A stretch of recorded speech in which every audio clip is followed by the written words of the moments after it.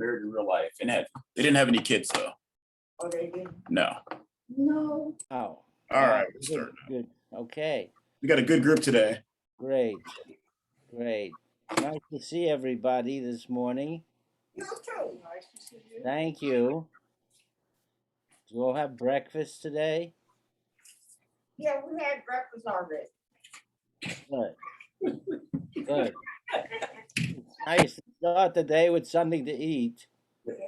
Make sure when you guys are talking, you guys speak up. You guys can take down your mask, okay? And make sure you speak up so we can hear you, okay? Okay, I'm just going to change the name here.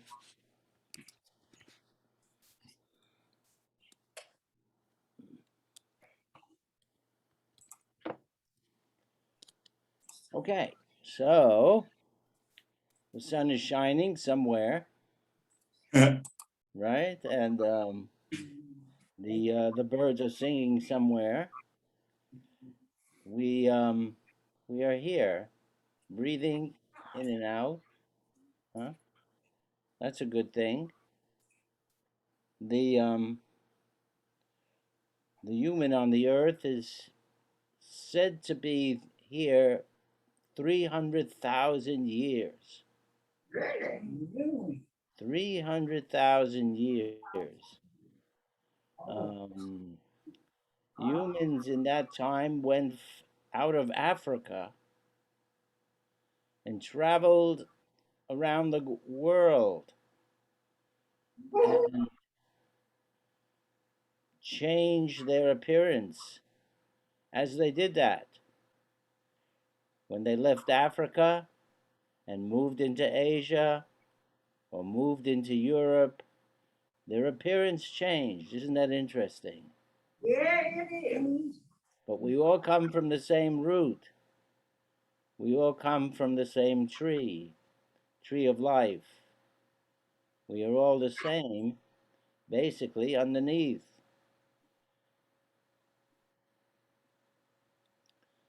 $300,000 years may sound like a long time, but the birds have been here for 65 million years or longer.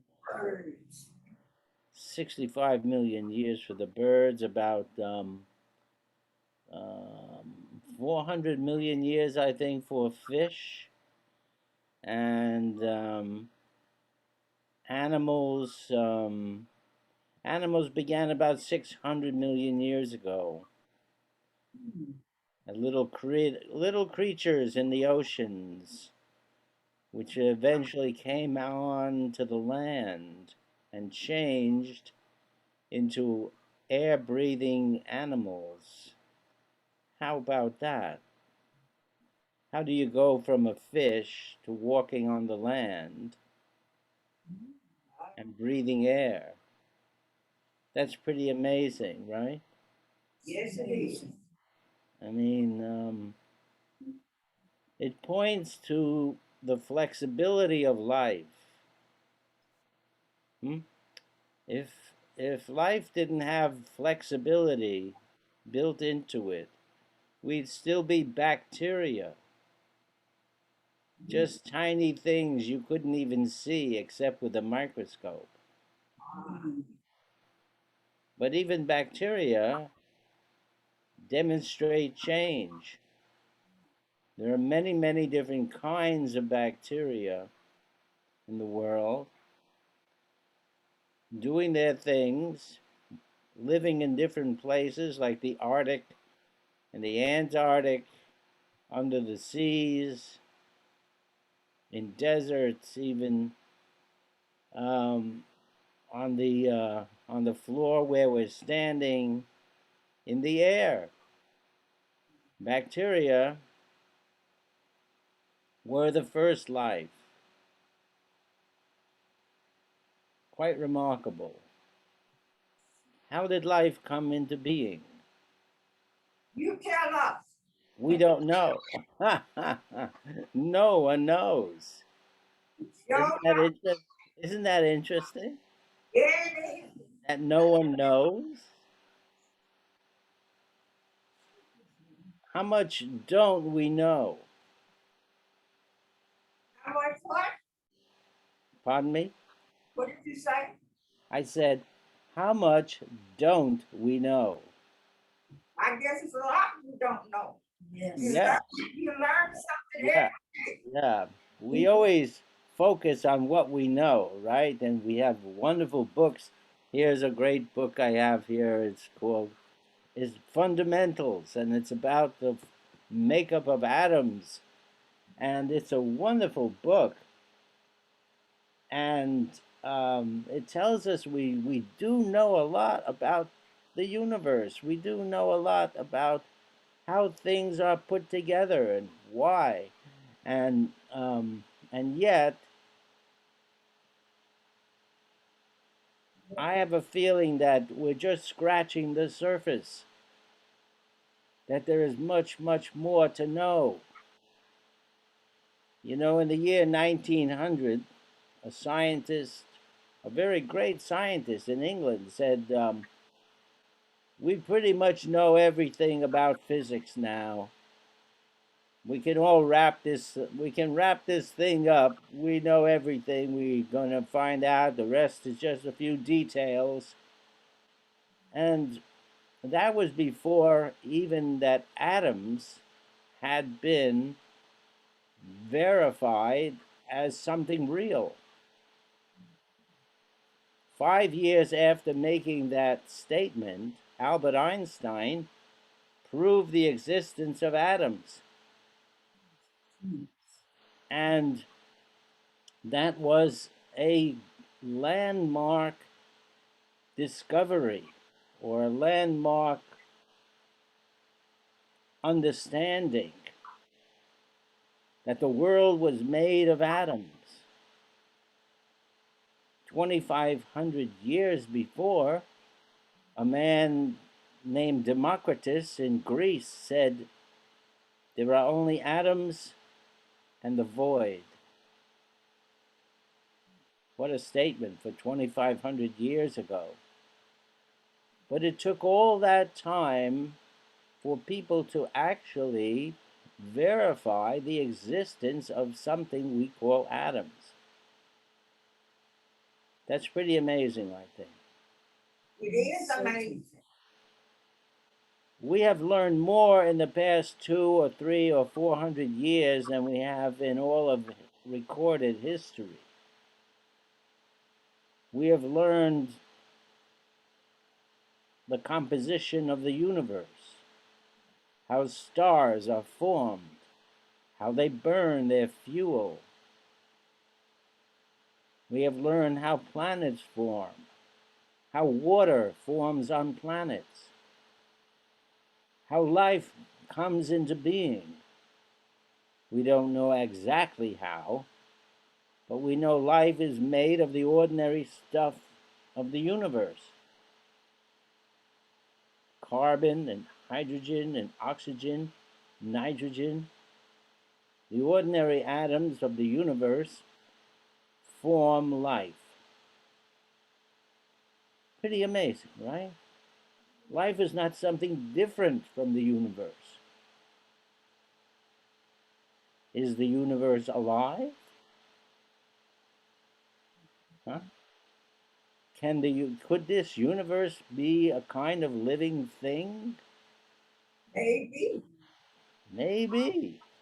Maybe. Who knows? Is the universe a nursery for life? A nursery for mind, which comes out of life?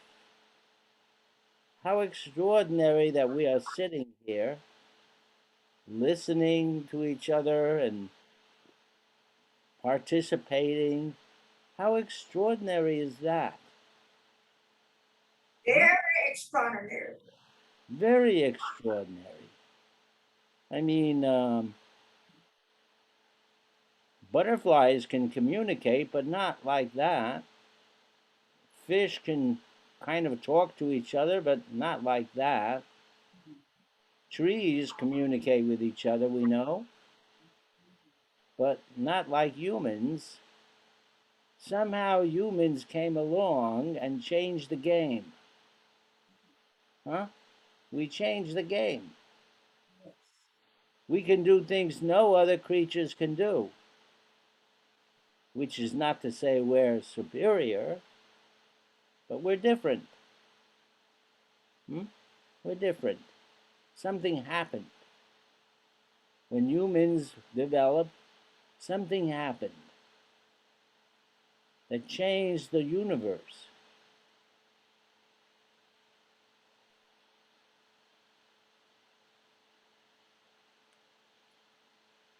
It's quite extraordinary. It's quite extraordinary. Just the ability to think, just the ability to reason, to talk to one another. It's very, very amazing. The mind is in, how would you say it? Is in sync, is in communication with the rest of the world, with each other, with everything around us. The mind can see light. We see light with the mind, actually. You know, the eyes bring in the light, they focus the light, but after the eye, and the back of the eye is a little nerve that goes into the brain, and all the information that comes into the eye is changed from light to electrical signal, just like you have in the wires in the wall. The electrical signal goes from the back of the eye to the brain, where somehow the brain works out what the image is. It's the same as true as with sound. When we hear a sound, no sound actually goes into the brain. What goes into the brain is an electrical signal. Huh? That's pretty incredible. And that electrical signal is then made into a sound in the brain. But really, I think the brain is quiet. There's no sounds going on in the brain. There is just some kind of information or signal. There's no light in the brain that we know of. That's really weird, right? There's no light in the brain, so how does the brain, if it's dark, make a picture? We don't know. How do we make pictures when we dream at night? Huh? I mean, that means you're dreaming, but the brain is not even getting light from somewhere to make the picture. It's dark in there, and yet there's a picture. Nobody knows how this really works, right? Nobody really knows how it works.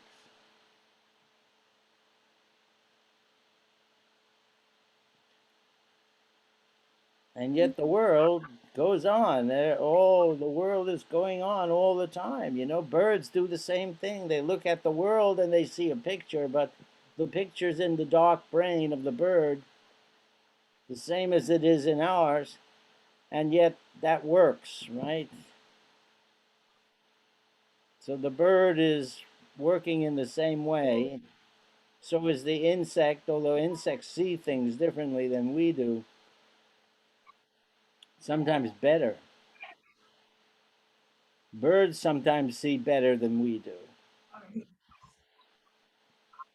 An eagle can see like 10 times sharper than we can. Pretty amazing, right?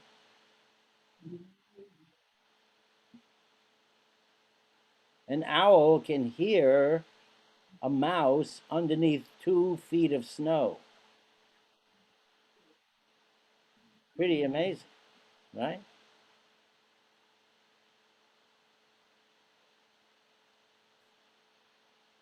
there's a wasp called an ichneumon wasp, and it has a very long stinger-like thing at the end of it, and it goes around trees, and somehow it knows where there's a little grub in the tree. A grub is like a little worm that a moth may have been planted there. May have, the moth maybe laid an egg and it hatched into a grub. And then this wasp comes along and it knows where this grub is, this little worm, and it can stick this little um, it's like a tail into the tree, like 2 or 3 inches into the tree, and find that grub and put a wasp egg into that grub, and then that egg will hatch and eat the grub. But how does the wasp find that grub in the tree? Nobody knows. So it's pretty amazing. Everything is amazing. The most ordinary things are amazing. The chair we're sitting on is amazing. How is it held together by atoms which are nothing but empty space and energy? Basically, atoms are energy that's moved. The parts of an atom are moving so fast, they create something we think of as solid. But there's nothing really solid there. There's just energy. That's unbelievable. It's taken me 100 years to figure that one out. And I still don't get it. E equals mc squared. All right, we all heard this equation that Einstein formulated in 1905, I believe. He said energy equals mass times the speed of light squared. I don't know what the squared means, but maybe you do. But it means that energy and matter are equivalent, so that the world is just not made of matter, it's made of energy. Things we call particles, which are not really particles in the sense we ordinarily think of them, but things that are moving about in atoms so quickly that they create a solid world.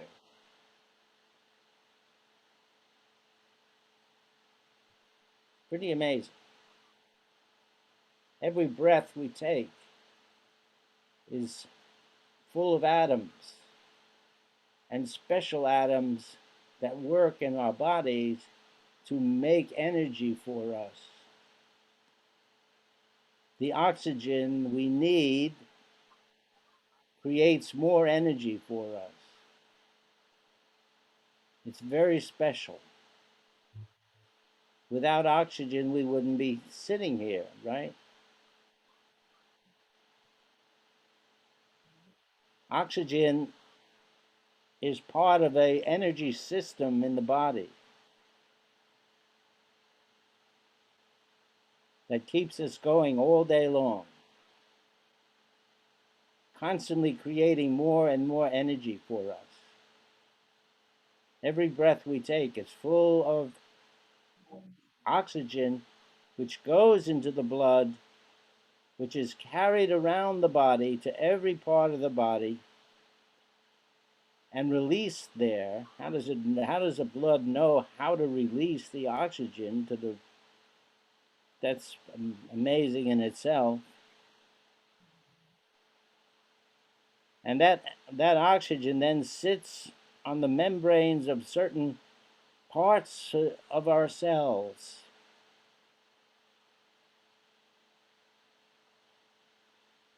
Little bacteria that live inside of our cells called mitochondria which have special membranes that are infused with oxygen.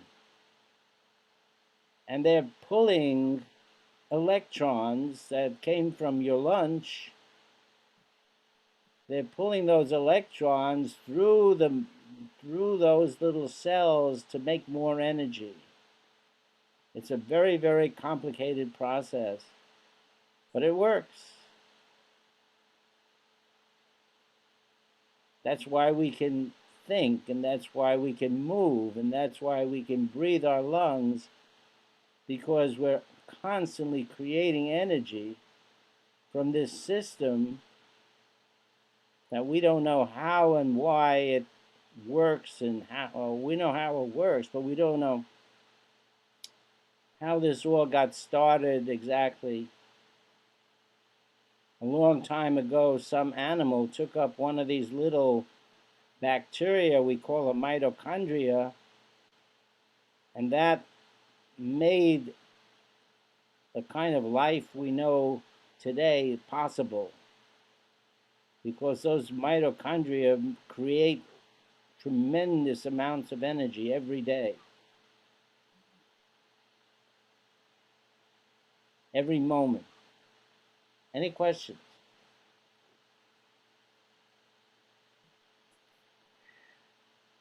So when you have a piece of toast in the morning or some cereal with milk on it, the body goes through amazing processes to break it all down into atoms and molecules, and to use those for energy and for growth and warmth, and it's totally beyond belief.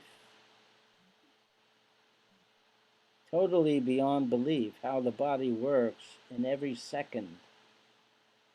The cells are not just sitting there in our bodies. We have like, how many cells in the body? Anybody guess? Anybody have a guess?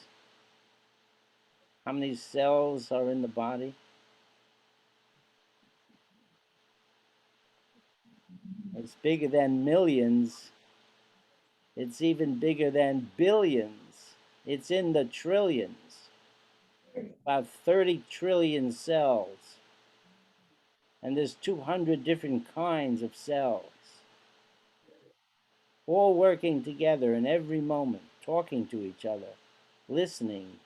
Yeah, they actually listen to each other, you know, they know what's going on, the cells. There's an amazing amount of activity going on in the cell every second. That cell has to learn how to build certain things and take them apart. The cell is always working to construct itself. If a cell gets in trouble and it gets sick, other cells come along and pull it out and take it away and dispose of it and rebuild the body with the parts of those disposed cells. It's unbelievable what goes on. I know just a little fraction of what's going on inside the body. And I'm always amazed at how much there is to know. You know, there's so much to know.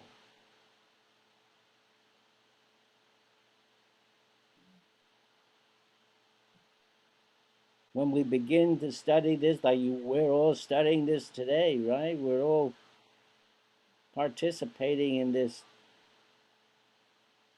study, and this is telling us that there's much more within us and outside of us than we can possibly imagine. We're much more than we think we are.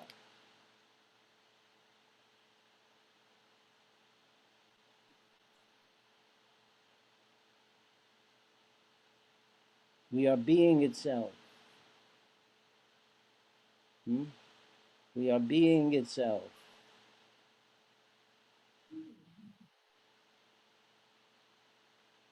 The universe produces being, right? Being. Everyone is a being, and everyone participates in being. Right? We're not just beings, we are being itself.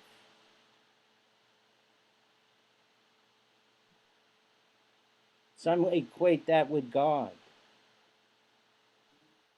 Some have equated being with God. God is. I am that I am, God says in the Bible.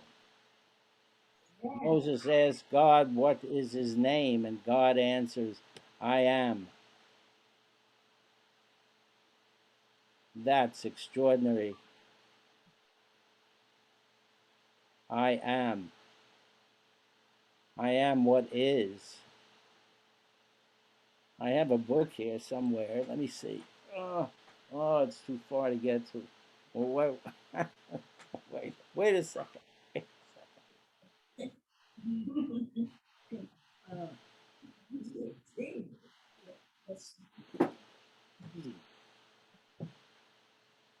Here is a book by an Indian mystic, a religious person from Bombay, India. It used to be called Bombay, now it's Mumbai. This is a book written by a man called Nisargadatta, who has become a teacher for many people around the world. And in it, he talks about being, the significance just of being. We don't have to be anything, we just have to be. We just are amazing by our being. And this being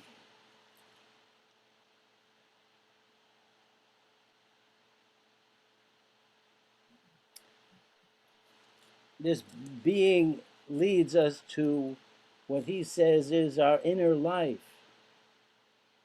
He says the primary purpose of meditation is to become conscious and familiar with our inner life.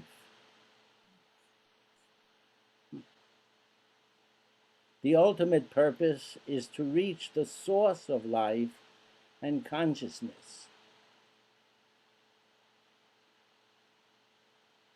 We are connected with the source of life. Fundamental being,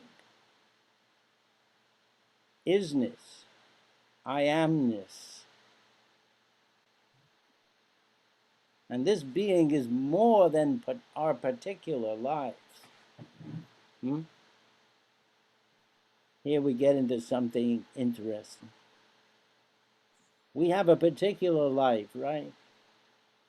Right. Each of us is a man, a woman, right? Sometimes both today, I don't know. We have all kinds of occupations, roles we play, histories, families,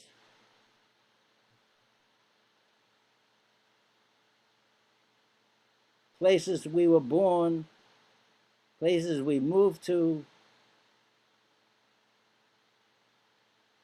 friends, neighbors, all these things that tell us who we are. But there's more. Beyond all these things, all these particular experiences, is being itself, aliveness.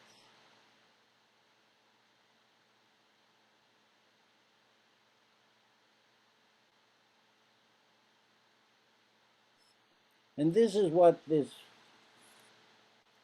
man was trying to tell us. It is important to come into contact with our basic being beyond the particular.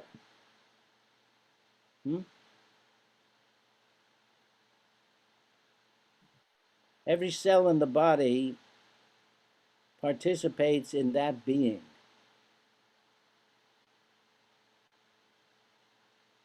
Every cell in the body knows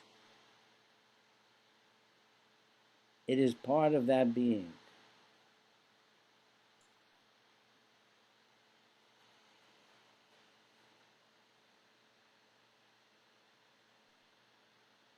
When we come into that being, it is like an ocean that has been roiled with waves. All of a sudden, that ocean is calm. When we come to our fundamental being, when we can feel that, we go into the depths of a great calmness, a great ocean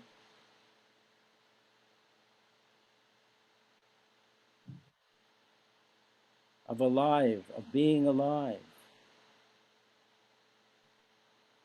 You know, you can go all over the world and you can see great sights, you know, the Himalaya mountains, the Grand Canyon of the United States here. How many have been to the Grand Canyon?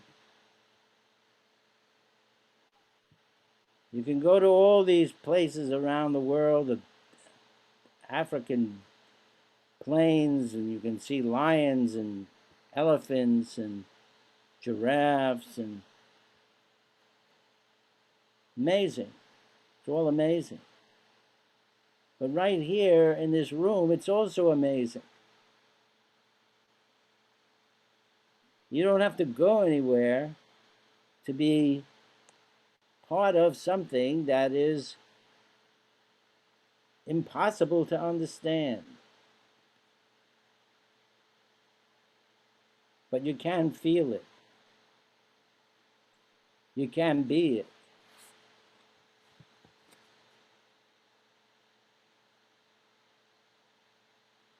Am I making this clear? Is this coming through? If we, yeah, if we sit here and just breathe in and out, I mean, this is something you can do any time of the day. You can stop for a minute and just breathe in and out. You breathe in and out, and you become aware of a peaceful place inside. You become aware of what it means to understand your own aliveness, your own being.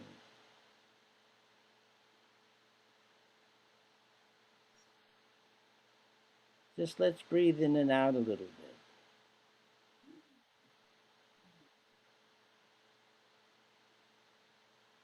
How wonderful is that?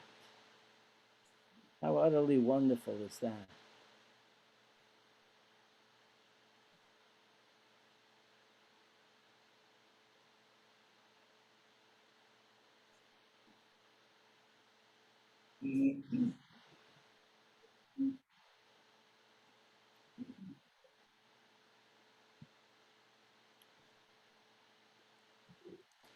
Let me read a poem.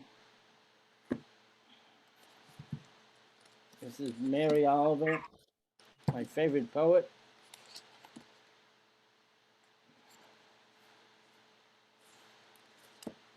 This is a poem called Goldfinches. What are goldfinches? Little birds, right? Goldfinches. In the fields, we let them have. In the fields, we don't want yet.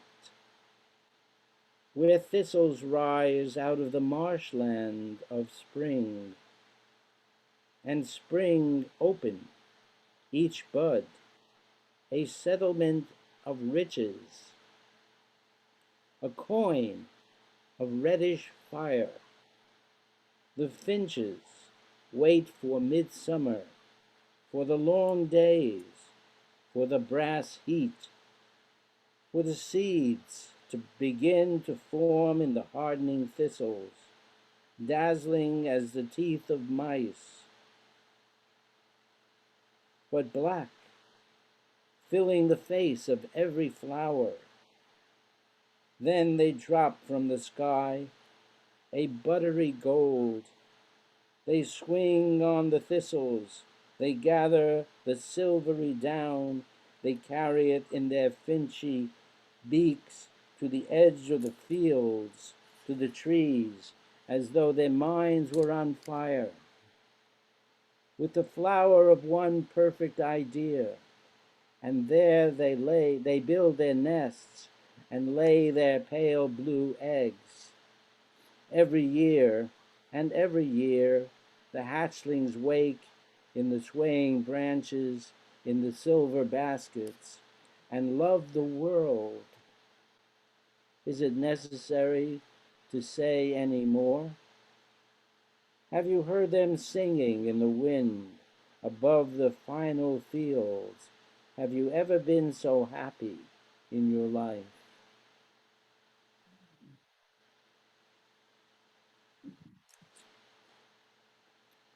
That's a wonderful poem, I think. What do you think? Right. Every year and every year the hatchlings wake in the swaying branches, in the silver baskets, and love the world. Is it necessary to say any more? Have you heard them singing in the wind above the final fields? Have you ever been so happy in your life? So for Mary Oliver was a great observer of nature, and she took great delight into seeing the ordinary things around us, a cricket, a grasshopper, a grove of trees, water bubbling in a spring, ordinary things, clouds in the sky, hmm? Clouds in the sky, the sun, the light in autumn, hmm? The breaking of the ice in winter, the first shoots pushing through the soil. How amazing. The real world fills us with joy and fills us with wonder.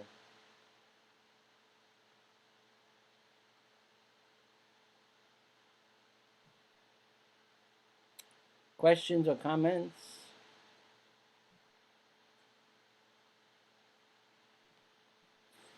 In this book Fundamentals,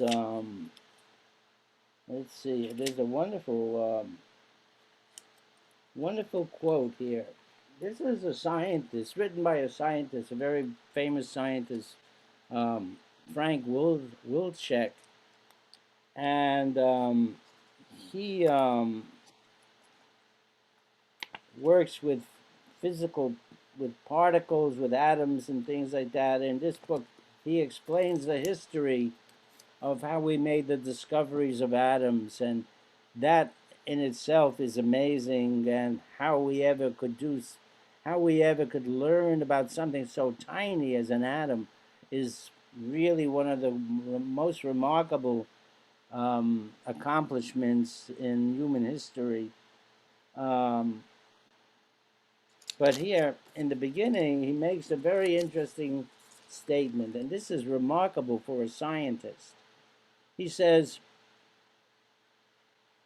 in studying how the world works, we are studying how God works, and thereby learning what God is.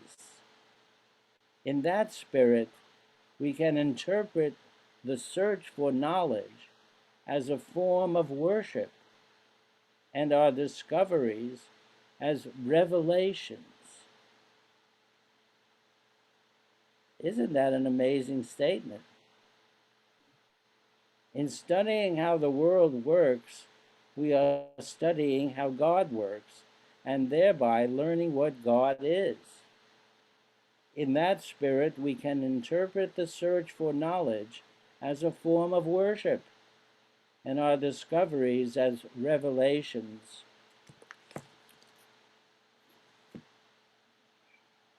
You know, it was Einstein who said a scientist who didn't have a sense of wonder wasn't worth much. A scientist who didn't look at the universe in a sense of awe was not seeing it, basically. And many people think think of science as thank you, getting a package of coffee, I think.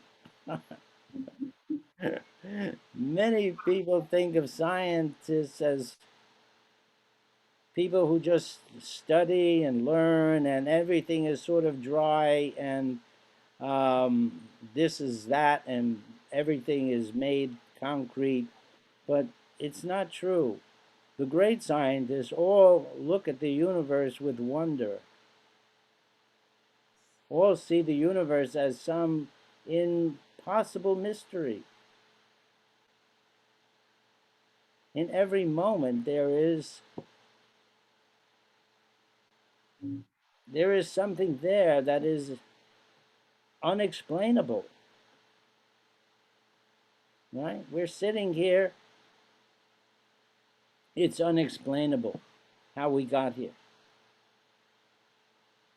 how we came through billions of years of development. And here we are, sitting on this earth, the earth spinning around and around, the earth moving through space, 66,000 miles an hour. Amazing, right? The earth rotates and rotates at about 1,200 miles an hour, which gives us day and night. And the revolution of the earth around the sun gives us summer and winter and spring and fall. That's nice, right? Without the turning of the earth, we'd be in very serious trouble.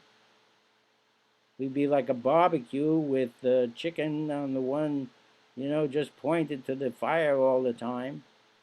One side and the other side would be would be raw. That wouldn't work. So just the earth turning. I mean, that's how do you explain that?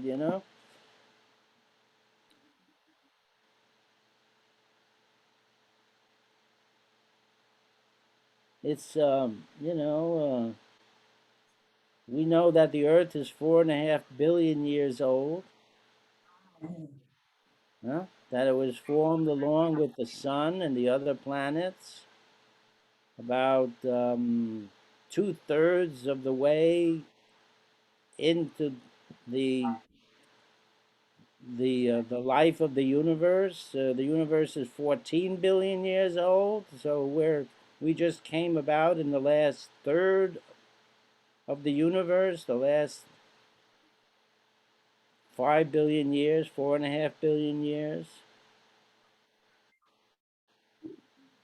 The Earth is made of all sorts of atoms that were made in stars. The atoms in our body were made in stars. That's pretty amazing. That's what science tells us today, that the hydrogen and oxygen and, well, not so much the hydrogen, but the oxygen, the nitrogen, the carbon, all these things were made in stars. As stars burned their fuel before the Earth was formed. That's hard to picture, right? Before the Earth was formed, there were many, many stars that made the atoms that ultimately became the Earth. Those stars blew up, and spread their heavy atoms out into space where they reformed as when new stars formed and new planets formed, and we are the beneficiaries of that. If we had formed in the beginning of time, we wouldn't be here because we would be like Jupiter, which is a gas planet. You can't have life on Jupiter. Everything all right there? You can't have life on Jupiter the way you have on Earth. Oh, what's going on here? Hold on a second. There's no sound. Hold on. Really? Hold on, Barry. Okay. How long was there no sound for? Just right now? Okay. All right, Barry, you're good now. Thank you. Yeah, I don't know what that was. Oh, There you go, Barry. all right. Thank you. So I'm sorry. We can just backtrack a little bit. We are made of the atoms that were formed by earlier stars. There were many, many stars before our sun and our earth, and they made the atoms that are inside our bodies. We were made of star stuff, star dust. We're all made of stardust, right? Sometimes I wonder how I spend a lonely night, dreaming of a song. That's stardust, isn't it? So we're all made of stardust, and we've all come from the stars of the stars that existed before the earth and our own sun, which is a star, right? And so we are part of the universe in a very intimate way. That's amazing, right? We're part of a universe um,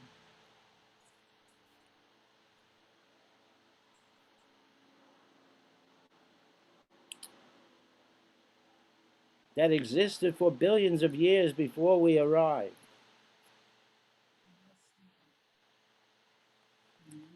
So we're older than we think.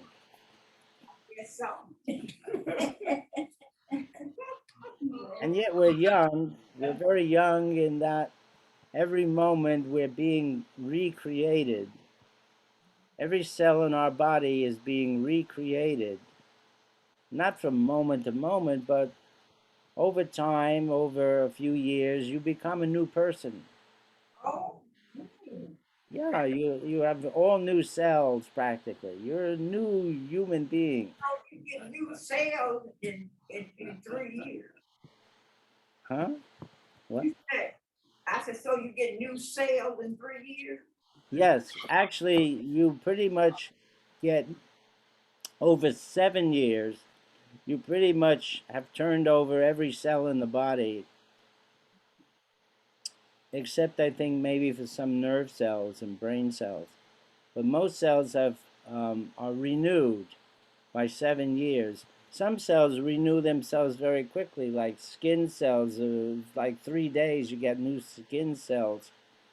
Not all of them, but some of them on the outside. And then, like every 2 weeks or so, you get new stomach cells, and so you're always blood cells every day. You're putting out billions and billions of blood cells. Every day there's something happening in something is always going on in the body to renew itself, to keep us healthy. Every breath we take is we participate in renewal. We bring energy into the body with each breath and with the food we eat.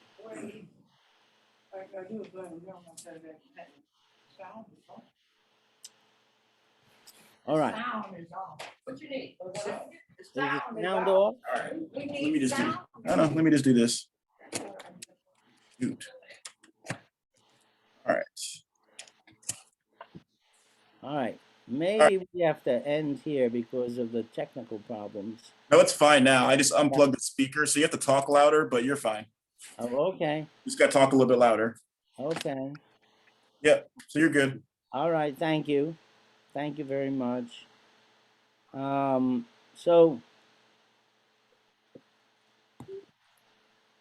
let's look at this book again. I have a couple of minutes left here.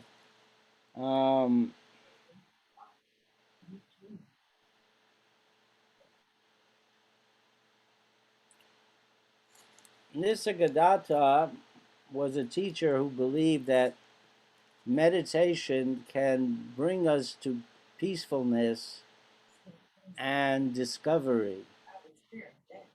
And this meditation can be just breathing in and breathing out. That's all. Not to change anything. And many, if you're a Buddhist, you know about this. That all you have to do is focus on the breath and breathe in and breathe out. And it's sort of like what a Catholic might say with the rosary. That's a meditation. And they're all forms of meditations found in all religions around the world. And the meditation brings us home, brings us to our essential nature, our essential being. And what does Nisargadatta say about that? He says, I mean a wonderful experience of peace, of goodness, of beauty.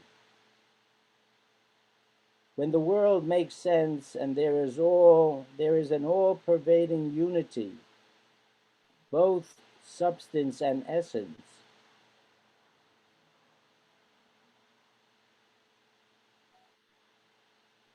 Liberation is a wonderful state.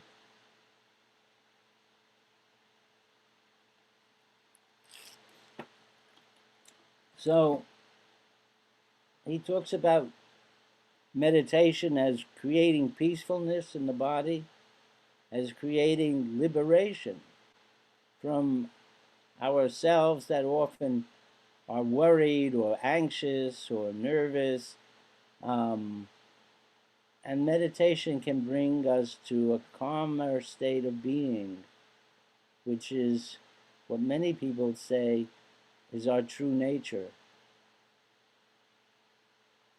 Beyond male or female, beyond husband or wife, beyond what we do in the world, we are in the world. We are being itself.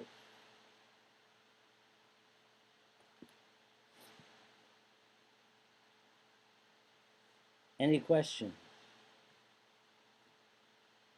Any answers?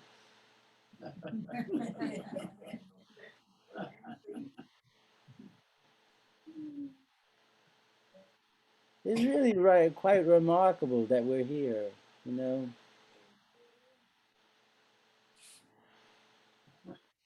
It's quite a wonder. Yes, it is. Thank you. Let's see, let's read another little poem. This is from Owls and Other Fantasies. Well, maybe not.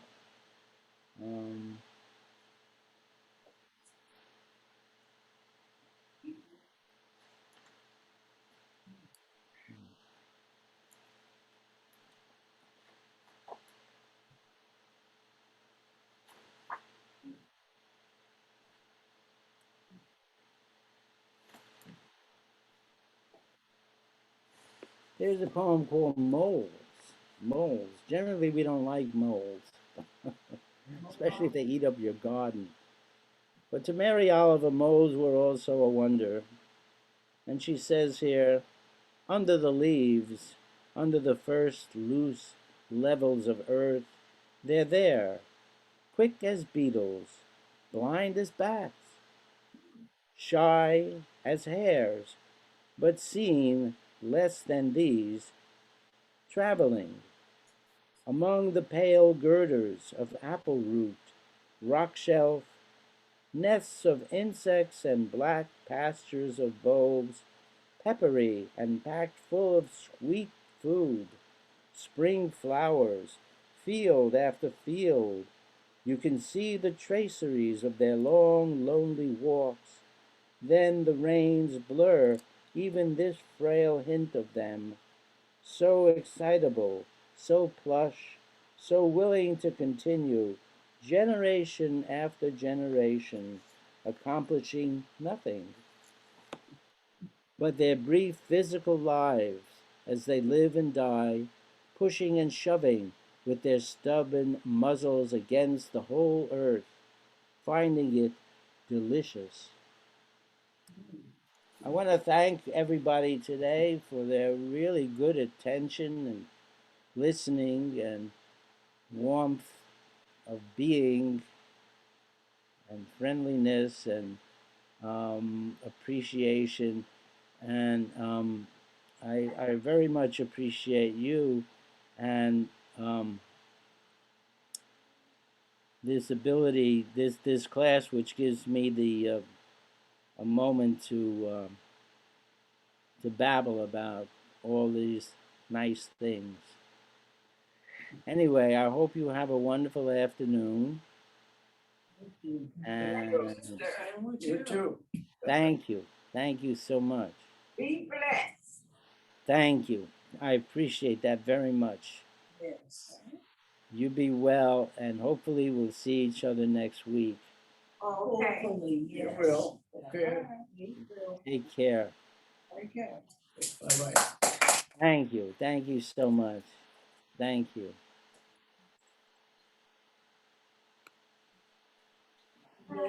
Bye bye now. Bye. Bye-bye.